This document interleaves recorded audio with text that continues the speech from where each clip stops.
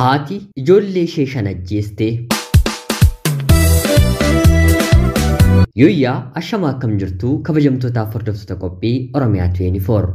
Nagaaf jaalalli tokkummaan bakka jirtan hundaatti hunda keessaniif yaa ta'u jecha guyyaa har'aallee gochaa addunyaa keerranya irratti mul'atan keessaa sukkaneessaa kan ta'e tokko isiniif qabaddeen dhiyaadheeraatii hanga xumura qophii kanaatti laayikii fi sheer akkanumallee sabskiraayib gochuun na waliin tura. Akkanumallee biyya hambaatii gara biyyaatti biyya ammoo gara biyya hambaatti maallaqa keessan otoo hin baasiin bilisaan bilbilachuu yoo feetan appilikeeshinii moobaayilii toora intarneetii qofa fayyadamuun gara biyya barbaaddanitti bilisaan isiniif bilbiluu danda'u. Liinkiin isaa komentii viidiyoo kanaa kan jalqabaa jala jira. Liinkii sana tuquun ammuma appilikeeshinii sana daawunlood gochuun gara barbaaddanitti bilisaan bilbilachuu dandeessu.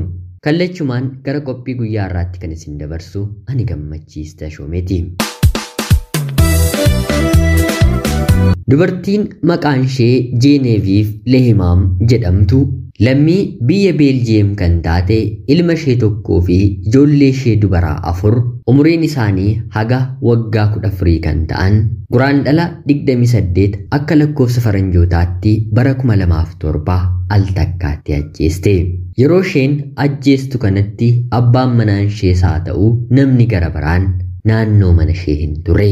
Akka yaada isheetti ijoollee ishee kana ajjeestee ofiin illee ajjeesuun karoora ishee gara biraa ture.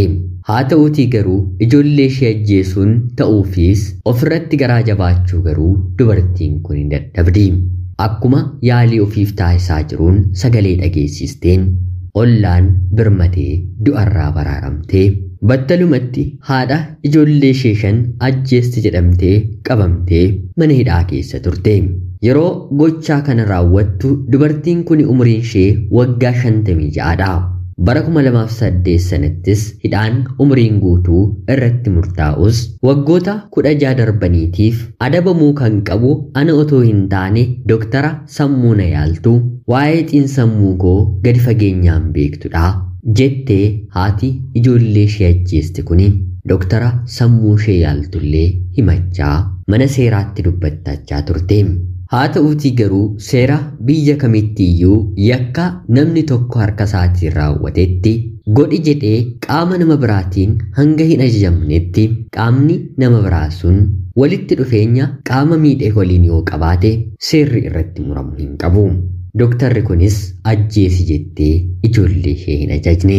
Kanaan booddee ture hidhaan umrii guutuu irratti murtaa'ee waggoota 16tiif erga turtee booda rakkoo xiinsammuu humnaa olii fi kanaan booddee fayyuu hin dandeenye wanta godhatteef dubartiin kun fedhii isheetiin qaamni mootummaa otoo ishee hin dhukkubsiin yookiin tooftaa yuutaansi jedhamuun akka ajjeefamtuuf gaafattee manni murtii fi mootummaan gaaffii ishee ilaaluun dhibee qabdurraan kan ka'e himachuun otoo hin dhukkubsiin dubartii kana ajjeeseera.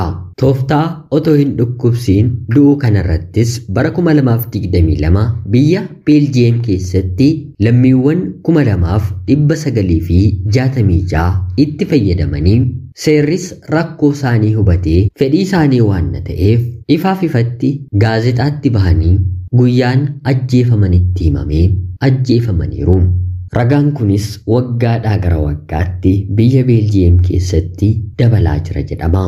Haati abbaa manaa ishee waliin otoo jiraattu ilmaan ishee ajjeesuuf wanti ishee kakaase ammayyuu gaaffii kan namatti ta'u yoo ta'u hanga har'aatti garuu hibboo addunyaa kanaatiif ta'ee sababa maaliif ilmaan ishee akka ajjeeste dubartiin kun eenyuttiyyuu dabarsitee hin dubbanne. Tarii rakkoo sammuutu akkana ishee godhe akka hin jenneef rakkoo sammuu kan qabdu yoo ta'e ijoolleen 5 kunniin of eeggachuu ni danda'u. Akkuma ofii iyyitee lubbuu ishee baraarfatte iyyanii lubbuu isaanii baraarfachuu ni danda'u ture. Haa ta'uutii garuu tooftaan ittiin ajjeeste ammayyuu hibboo addunyaa kanaati. Rabbi haadha akkanaa ilmaan isheetti garaa jabaattu namaa hin kennin. Yoo turan yoo bulan addunyaa kanarratti wanti hin dhaga'amne hin jiru.